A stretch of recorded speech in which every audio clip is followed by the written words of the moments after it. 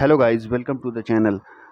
AP Singh ने हाल ही में एचएएल की कैपेबिलिटी पर सवाल उठाए थे। उसके बाद इंडिया टुडे में एक रिपोर्ट छपी थी जिसमें भारत की श्रिंक होती स्क्वाड्रन क्षमता के बारे में बताया गया था कि किस तरह से सन 2029 और 2035 तक वायुसेना अपने सबसे निचले स्तर पर पहुंच सकती है।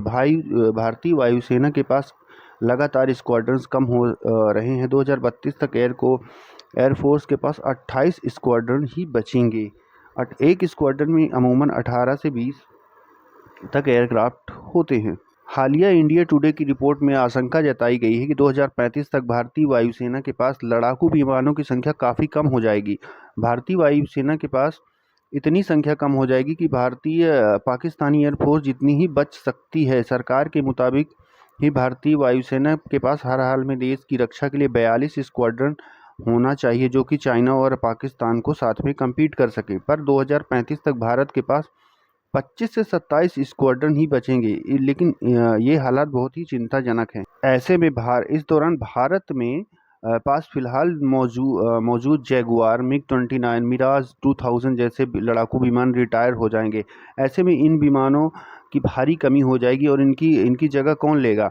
हमारा तेजस भी अभी काफ़ी डिले चल रहा था। पहले 83 तेजस का ऑर्डर दिया हुआ है, उसको ही अभी पूरा नहीं कर पा रही एचएएल, और कावेरी इंजन में हो रही देरी से लगातार ये प्रोजेक्ट संकट में पड़ता जा रहा है। बूढ़े होते ही इंडियन एयरफोर्स के विमानों और साथ में चाइना जैसे बगल में compete करता देश और पाकिस्तान को चाइना लगातार 5th जनरेशन एयरक्राफ्ट भी प्रोवाइड करने वाला है, जिससे भारत की मुश्किलें बढ़ सकती हैं।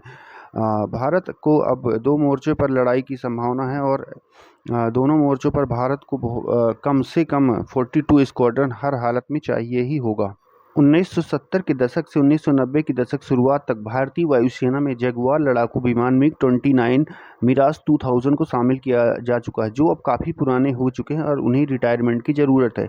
इंडिया टुडे के अनुसार 6 जगुआर, 3 MiG-29, 3 मिराज 2000 स्क्वाड्रन के रिटायर होने के मतलब कि भारतीय वायुसेना के पास 12 स्क्वाड्रन और कम हो जाएंगे। लिहाजा 2035 तक बहुत ही गंभीर स्थिति होने वाली है।